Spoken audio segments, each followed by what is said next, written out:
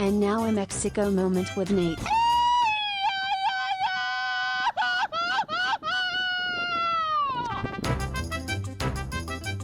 Happy Friday, fuckers, and welcome to the first episode of A Mexico Moment with Nate and Alexis. I am Nate. Hi, I'm Alexis. And if you don't listen to the BS podcast, we moved to Mexico, a year and a half ago? Yep, 2021. Yep, so we sold everything we own and we moved on down to good old Mexico. From Atlanta, Georgia. Yep, from Atlanta. And if you do listen to the podcast, you know the whole story. We'll probably go in depth to it in another episode. But basically, yeah, we sold everything, moved down to Playa del Carmen, Mexico. And so we just thought, actually, we didn't even think we should do a podcast. A lot of other people told us that we should. Yeah, they really did. So we're just kind of doing a podcast about our lives down here, and we'll take some questions from you guys, and we'll maybe talk about some stories, what we're doing, and we will do a Mexico word of the day. So we will do different. So obviously they speak Spanish in Mexico, but they have a little bit different slang. Like in the South, you got some slang words. Of course. So we'll try to educate you guys and ourselves because we are learning Spanish as well. See. Yeah. So this weekend, obviously, today is St. Patrick's Day. It is. So Happy St. Patrick's Day. Happy St. Patrick's Day. Glad you wore your green. Yeah, I did. Yeah, yeah. I actually have my shirt on from Pontoon in Sandy Springs, Georgia. Woohoo. But we are down in Tulum right now, actually, and we've given Tulum a hard time. Our buddy Tom has been here for over 10 years, running a hotel and everything, and I've even though we've had a great time at his place and where he has taken us, Tulum kind of gets that kind of douchey vibe, right? Yeah, it's like the Instagram influencer. They call them the Tuluminati now, so it's that whole kind of scheme out there. And it's definitely a thing. It's people that, especially during the pandemic, everything else was kind of closed. So a lot of digital nomads and Instagram influencers and, those types of people were traveling here and staying here and posting videos about how great it was and stuff. So then an influx of people just started moving down, and it's got this kind of EDM. It has a lot of EDM music festivals. Yeah, festivals. Has this bohem vibe, I guess. Yeah. So haven't always been super on board about that because I feel like the city is kind of embraced it. Yeah, it's growing too much. Oh, there's our neighbors apparently. Growing a little bit too much or too quickly, I guess. Yeah. And our buddy Tom is going out of town for the weekend, so he'd asked if we could come down and watch his dog and stay at his place. So we're like, all right, let's give Tulum a chance. We're going to be here for the next 5 days watching his dog, and we brought a little tiger along with. And so we're just going to be kind of checking things out. Yeah. Happy birthday, by the way, Tom. Yeah. Happy birthday. Yeah, that is why. Have fun. He's going to Mexico City, not only for his birthday, but his girlfriend is from Guatemala? I think so. I think she's from Guatemala, but there's an embassy there, and she has to renew her passport. So they're going there. But so today is St. Patrick's Day. And some people will ask, what is St. Patrick's Day like in Mexico? And I would say they don't really celebrate it except for either Americans or foreigners in general. But they do things here. Yeah. They're pretty much catering to us, the Americans, the Canadians, whoever, wants to celebrate it. So there's the Jameson and the green beer and Guinness, which is what I'll be chugging today. And I think last year we did the pub crawl, right? Yes. Oh my gosh. Pub crawl. Very different. So there's this Facebook group in Playa called One of Many. Actually, I can't remember what it's called. They might have changed their name, but they organized this pub crawl, and we used to do a ton of pub crawls back in Orlando, right? Oh yeah, we're pros at it. We get it. We love them. And they don't really do that here, which there's so many bars that are walkable. You think that would be a good thing to do. Very easy. Or would it be a bad idea because there's so many bars? True, good point. But so we did one last year, and it was like us and a bunch of kind of older ladies. Older females. Yeah, it was two of our friends, older females. We found a great group of friends in these people. They were awesome. We had a lot of fun.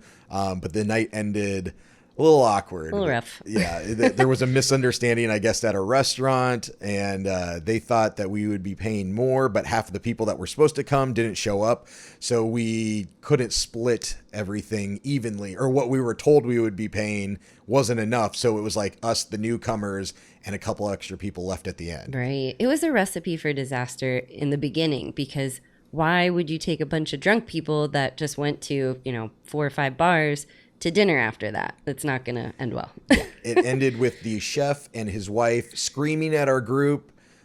Kicking us out. Yeah. Kicked us out, basically. Said he'd never do business with them again. And this is our first time, so we're like, what the fuck? Great food. Yeah, Wonderful. It was really good food. Oh, amazing. Yeah. So, but other than that, yeah, they do some celebrations here, but it's not, it's more for everyone else. I don't think Mexico is really known for doing St. Patrick's Day. Yeah, not really. But then the other thing that we're going to be doing this weekend is, so Chichen Itza. Chicken pizza. So that's a little joke, I guess, the Mexicans have, because a lot of foreigners, I guess, have a hard time saying Chichen Itza. Well, that was a joke in school, too. You remember in Spanish really? class? Yeah, it was like an easy way to remember the name. Oh, That's no. where I got it from. Never heard that. Yeah. Oh, it's like yeah. a little catchy way. So if you've probably seen it, it's the famous pyramid from Mexico. It's one of the 7 wonders of the New World. And we've actually, though I've been coming here since 1998. We've been coming here since 2017. 17. Yeah, that's right.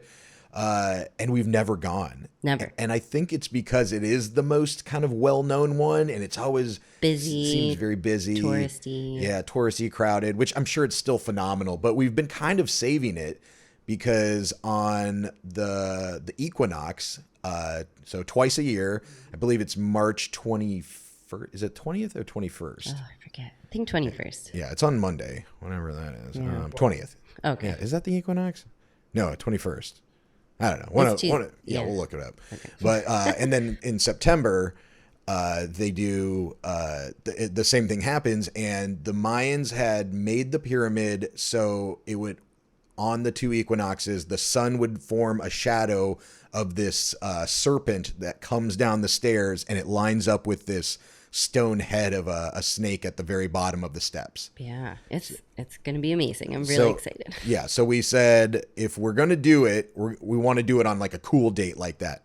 Okay, I looked, it is the 20th. So I'm assuming that it's September 20th also. Yeah.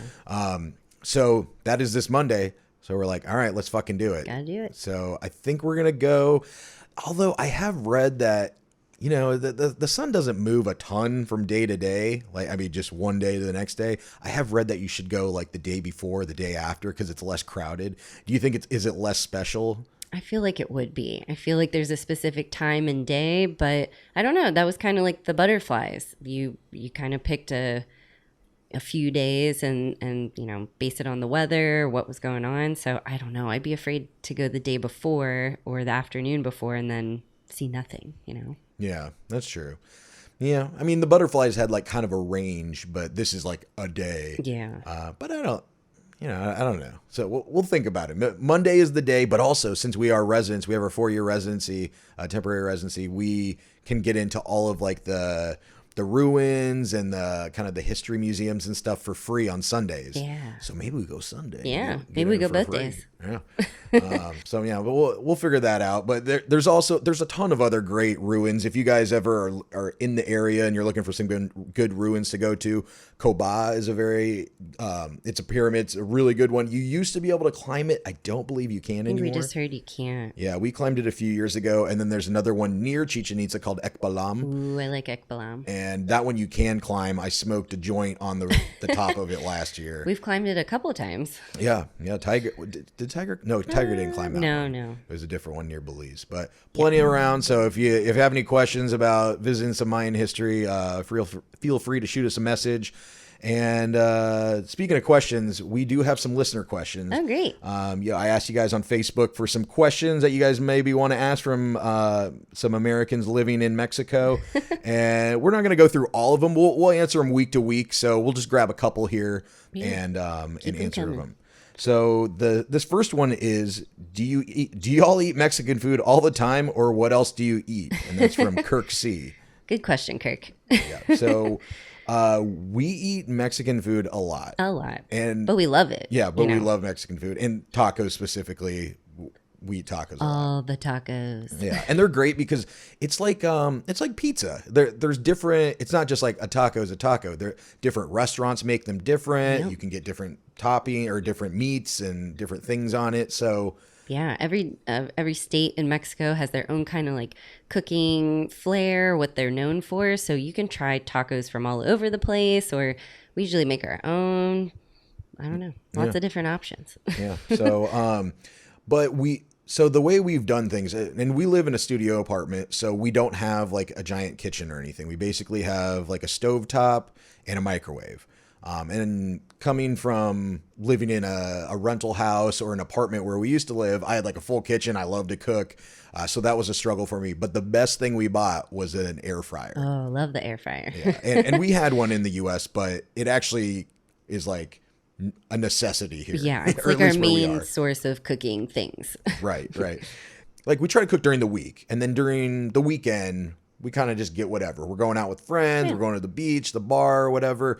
We'll just grab food at a certain place. And the hard thing about not eating out is it is almost cheaper or the same price to eat out as it is to go to the grocery store. It's so cheap. We rack up some money at the grocery store sometimes because you just, everything's in pesos, so you kind of don't think about it. Right. But it's not like the grocery store is expensive. No. It's just a little bit easier to not cook sometimes. But if we do cook, a lot of times we'll just grab some chicken breasts, throw them in the air fryer, get some veggies, air fry them as well. Or we'll, shred them up, put them in tacos. Another thing we'll actually do is at the grocery store, you can get a full rotisserie chicken for like $3 or $4. So we'll grab that. Grab some tortillas that you can get for 50 cents at the grocery store, and just take the chicken home, carve it up, grab some chicken, throw it in there, put all our toppings on there. We got tacos. Oh, yeah. So we have a eat taco tacos. bar at least, a couple of times a week. Yeah. Another thing we'll do at the grocery stores, they have like a salad bar like they have at Publix or any other grocery store or major grocery store. Do the salad bar there. That's super cheap. They weigh it, but it's still... I mean, we can both get salads for like $6, like total. Really cheap. But yeah, we do eat out often and Mexican food. There's tons of food places here. If you ever come to Playa del Carmen, tons of restaurants on Fifth Avenue. Everything you could ever want to eat is here. Yeah, so tons of great Italian food. There's not the one thing is there's not a lot of Asian food, not a lot of good Chinese. Yeah. There is a lot of sushi. Lots of sushi, poke bowls. Everyone loves those, smoothie acai bowls. Yeah, there's a lot of like vegan restaurants or vegetarian places, things like that. Yeah, lots of stuff like that. So we do eat a lot of Mexican food, but we try to mix it up now and then. Yeah, for sure. What's your favorite kind of taco? Ooh, I really like those Gruyere tacos. I don't know how to say it, but Oh yeah. and even though we haven't had them in a while, they're really good, and it's like this meat that's like sauteed or like marinated in some kind of au jus kind of juice, and you dip it in the juice also, and it's so good. It's just like, it's messy, but they're great. Oh yeah, super good. So that's usually what we. Oh, actually, you ate a cricket one time. I did. Oh, Was it in the taco? No, it wasn't in the taco. It's just like a thing, like you take a shot anywhere, you can eat a cricket. They just have them in little jars, and they give them to you for free, and people love them. It's like a little snack, like a little protein snack. Yeah. I just crunched it once and drank my drink and swallowed it. I will never do it again. No thanks. Blah. I'm good. All right, next question. This is from Holly R. What do you all miss most about living in the U.S.? Ooh, Lex? That is a good question. I would say, well, I miss my Target. I miss having Target. I miss the Dollar Tree. We don't have those here. We have Walmart, all their grocery stores here, but nothing like Target or Walmart. But I don't have the room anyway, so I'm kind of glad we don't have Target or the Dollar Tree. Yeah, I would just say the kind of the convenience factors of certain things like Uber. I really miss Uber. We have taxis, but it's kind of like when we lived in Orlando when Uber first came.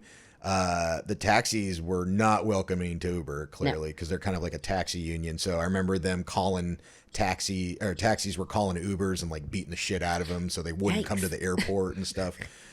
So it's kind of the same thing going on here. Our state of Quintana Roo just got Uber approved to come in, but the taxis are not happy about it, so they're kind of being dicks to the Uber drivers. So it's going to take a little bit. Yeah, I feel like they'll sort it out. Yeah, There's good on both sides. Dude, Uber's so we've been taking Uber in like Mexico City. Our like 50-minute Uber ride was like $7. Yeah, so cheap. Yeah, super cheap. So I do miss Uber because we don't have a vehicle down here. Yeah, no vehicle, no scooter, just our feet. Yeah, which makes you appreciate things a lot more, and we get a ton of exercise. Tons. Yeah, so just walking everywhere. I think the first week we were here, I haven't really tracked it since then, but the first week we were here, we walked like 40 miles. Yeah. Because you got to walk to get everything everywhere. Yeah. So yeah, just the convenience of like Uber or converting our money, that's kind of a hassle. Whenever we pay rent, we have to go and get pesos out of the ATM, and that takes a minute to walk down to the bank, come back, and then we lose a little bit of money in the conversion, but that's just because we have U.S. income. So yeah, just some convenience things, but like I said, it does make you appreciate it a little bit more. Like when we go to the store, you got to walk there. Yep. Might take you a 5-minute car ride. This might take you 45 minutes each way. Yep. But it means a little bit more. I mean, I don't know, the vegetables that you get at the grocery store, they mean a lot more when you walk for them. They mean a lot more. Yeah, but it just makes you feel like you're actually doing something with your life. And you're walking, you're outside, you're meeting new people, you're talking. And it's so nice here. The weather's always great. You always see something new outside, an animal, someone that you met the other night, or your neighbor. Puppies everywhere. So it's not like it's a boring walk, around the corner. We're always seeing something fun. Right. And this next question is from Josh B. And he says, what is the best off the beaten path area near Cozumel? I'll be cruising there in October. Ooh, very nice. So I'm guessing he means cruising is like a term for cruise ship people, like right? A ship, I guess. Yeah, so so there's probably like a stop that he's doing. Unless he's cruising in his, vehicle around the island. Yeah, true.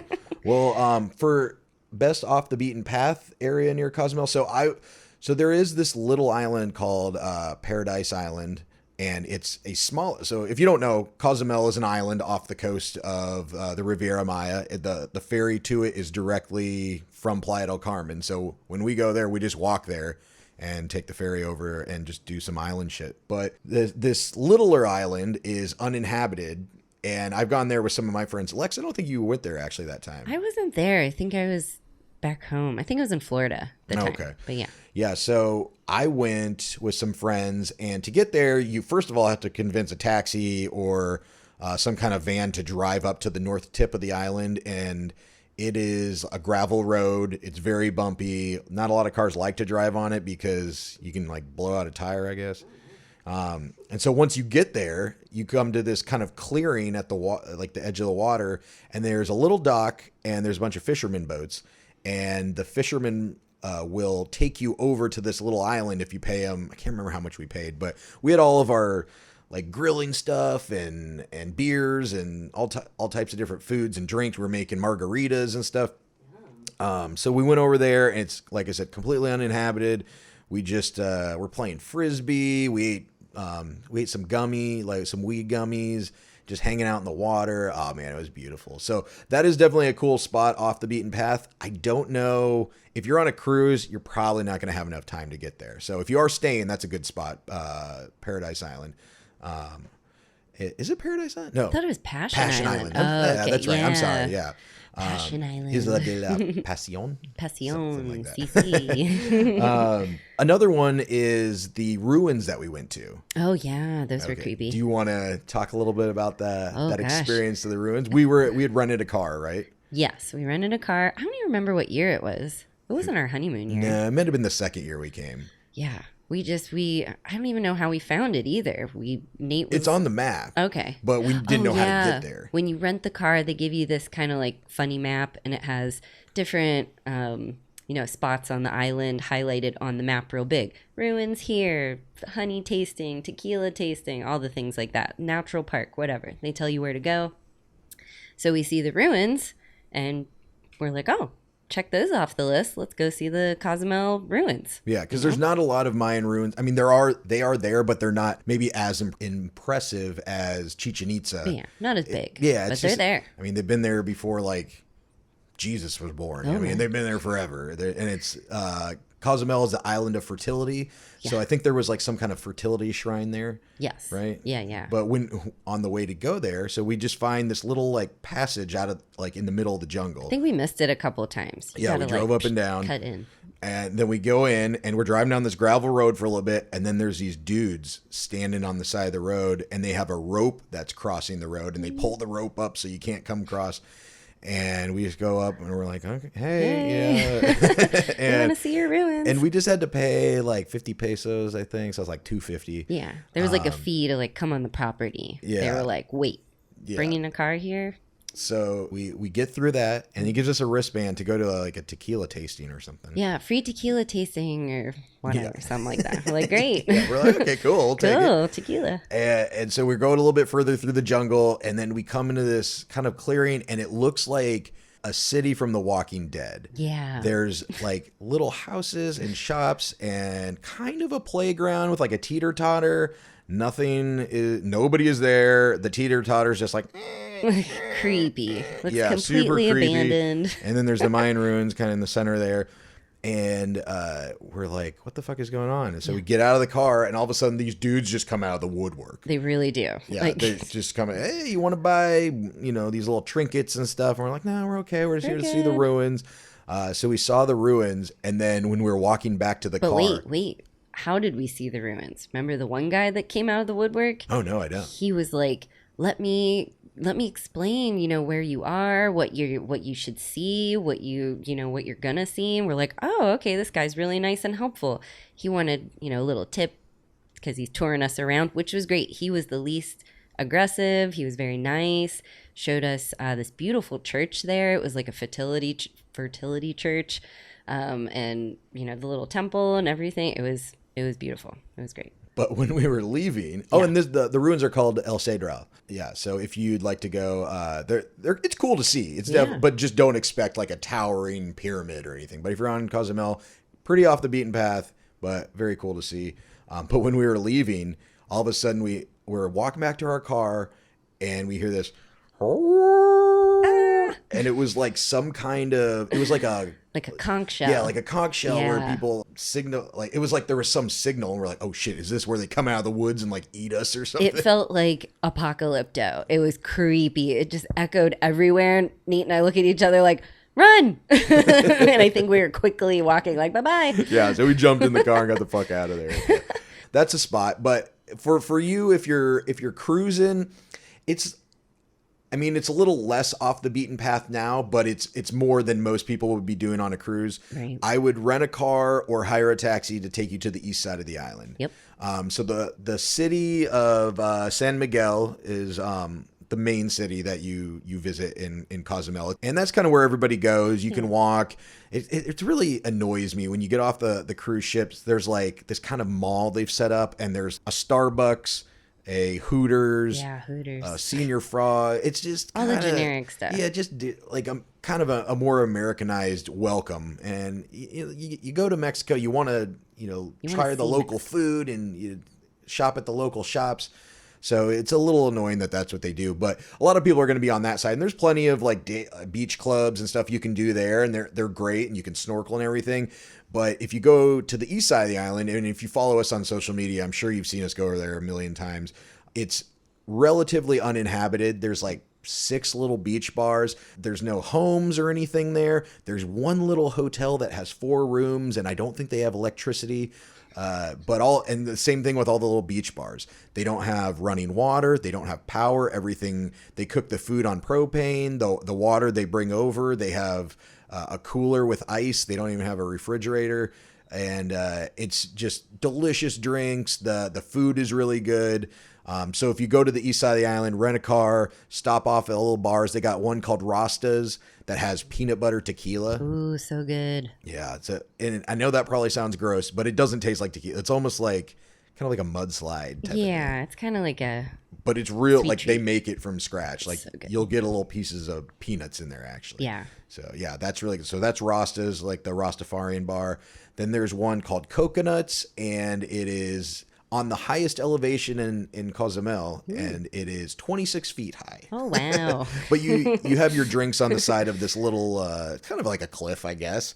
And the best thing to get there is the blue margarita. Blue margarita. Share it. Yeah, Bring share a it. friend and share it. Because you will get fucked ass up if you You will get fucked up. yeah, if you drink one to yourself. Which I'm not saying don't. I'm just saying if you want to keep drinking, drink one. We've done that before, and the day went pretty downhill after that. And then where else? So then there's this one spot, and there's two bars next to each other, and it's kind of at the end of the road where you have to cut across to go back to the city. But one's called Mescalitos, and they have great margaritas. I've been getting them since I started going there with my family, and my parents actually were there in the 80s, 1983, when my mom was pregnant with me. So I guess I've been there since the 80s. Yeah, you've been there 100 times. And that place has been there the entire time. So very good. It's been there forever. And Very then, good margarita. And then our go-to is next door to it, Senior Iguanas. Senior Iguanas. And they have great quesadillas. I get the shrimp quesadillas. I get chicken or steak quesadilla. So good. Really good. So they got good food there as Good well. guac, good drinks, good service. It's a really nice view, and they have a band, bands that play there now. It's Yeah, great. so a little off the beaten path, as in not everyone's going to go there, but it's not going to be nobody's there. Yeah, and it's great views, and But less definitely tourists. something I recommend doing. So yeah, Josh, hit me up if you need like a car rental recommendation or anything like that. Mm-hmm. Yeah. So, all right. Well, that's the questions we're going to do for today. And if you've left more questions on that post, we're going to hang on to them, and we're going to answer them on future episodes. Yeah, So those were all really good questions. That was fun. yeah, definitely. But we're going to end the show with each time with a Mexican word of the day. Ooh. And like I said, we're going to tell you a word that is maybe kind of like a slang word in Mexico that maybe not every Spanish-speaking culture uses. Yeah. And if we're wrong, let us know. I know there's a lot of Hispanic people that listen to our show as well. So if we're dead ass wrong, let us know. We'll do our best. Because we're always learning. Always. A Mexico Moment brought to you by Inspect All Pest Services. Inspect All Pest Services provides high-quality termite, pest, and wildlife control. But that's not all they do. Inspect All can take care of your insulation, pressure washing, gutter maintenance, and other home services in Metro Atlanta and the surrounding area.